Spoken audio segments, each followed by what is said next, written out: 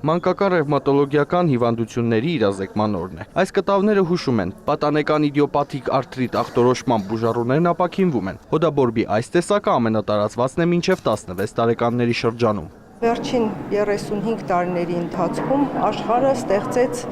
այսինքն գենային ինժեներիան ստեղծեց կենսաբանական դեղեր, որոնք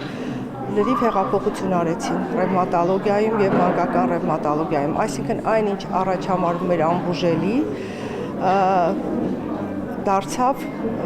բուժելի։ Դեղորայքը նախատեսված է ամբողջ կյանքի համար, սակայն թանկ է, ինչի պատճառով շատերը կիսատ են թողնում բուժումը, իսկ այդ դեպքում մեծանում է հաշմանդամության առաջացման ռիսկը։ Հիվանդության կանխարգելման նպատակով 2024-ի ապրիլից Առողջապահության նախարարությունը ռևմատոիդ արթրիտ ունեցողներին տոցիլիզումաբ դեղն անվճար է տրամադրում։ Ընդհանուր պատկերը շատ ավելի լավ է, քան թե մենք ունեցել ենք տարիներ ի վեր։ Մեր նպատակներ այսօր նաև իրազեկման շրջանակներում, ուրեմն շփվել ծնողների հետ, խոսել երեխաների հետ, որովհետև այս հիվանդությունների պարագայում, եթե կարողանում ենք ապահովել անհրաժեշտ բուժօգնությունը, երեխաները կարող են իրենց սովորական կյանքով ապրել, տեսնում եք, նկարել, դպրոց գնալ, զբաղվել իրենց նախասիրություններով։ Արաբկիր բժշկական համալիրում արձանագրում են, փոքրիկների բուժման հարցում դրական արդյունքներ կան։ Նախկինում որոշները չէին կարողանում նույնիսկ մատիտը բռնել, այսօր արդեն նկարում են։ Հատուկ ուզում եմ ձեզ շնորհակալություն հայտնեմ, որովհետև քայլը, որ արվեց նախարարության կողմից, դա աննախադեպ էր։ Երեխաները, որոնք կարիք ունեին այս բուժման,